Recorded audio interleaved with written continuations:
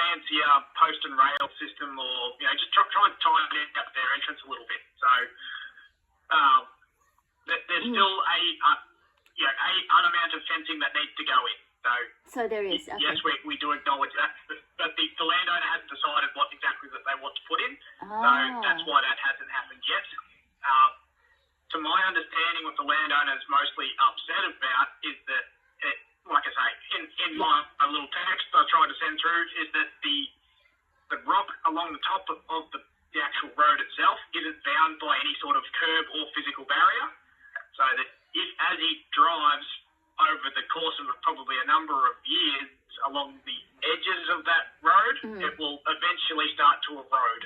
And over a number of years, that road will gradually get marginally skinnier if he doesn't do any maintenance. Yeah. So, to my understanding, that's what the issue is. He would have preferred the culvert to be wider, so he had a larger width access track and for it to have been bound properly. But obviously, considering it was a trial site for Padman for their specific product, we obviously tried to make do with what we had.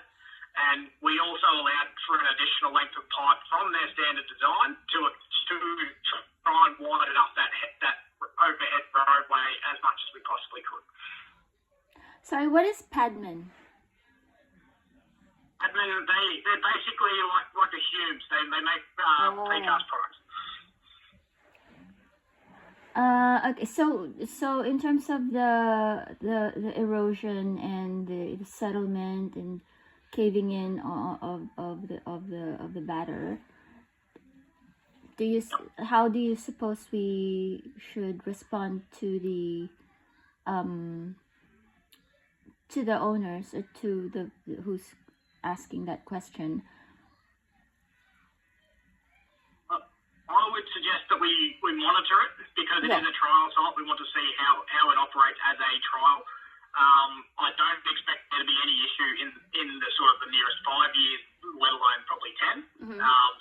And as far as widths are concerned, a standard road lane width is about 3.1 metres.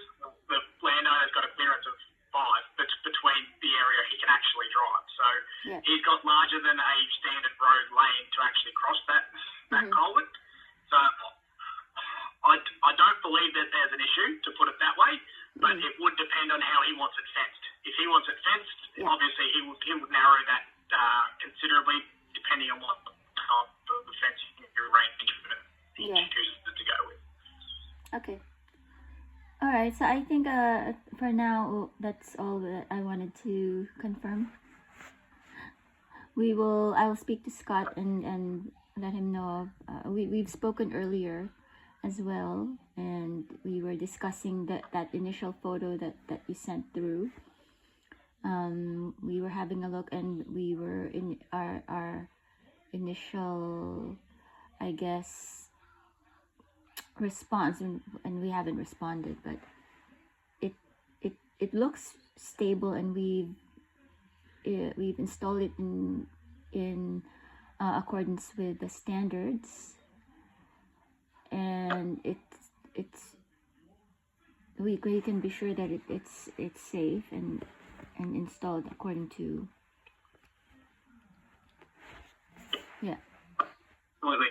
I would probably suggest that we lean into it being a trial and say, look, no, we're trialing this product. Let's give it 2 years or 5 years or however long we can sort of stretch that out for, and say we want to review this in 2 years' time.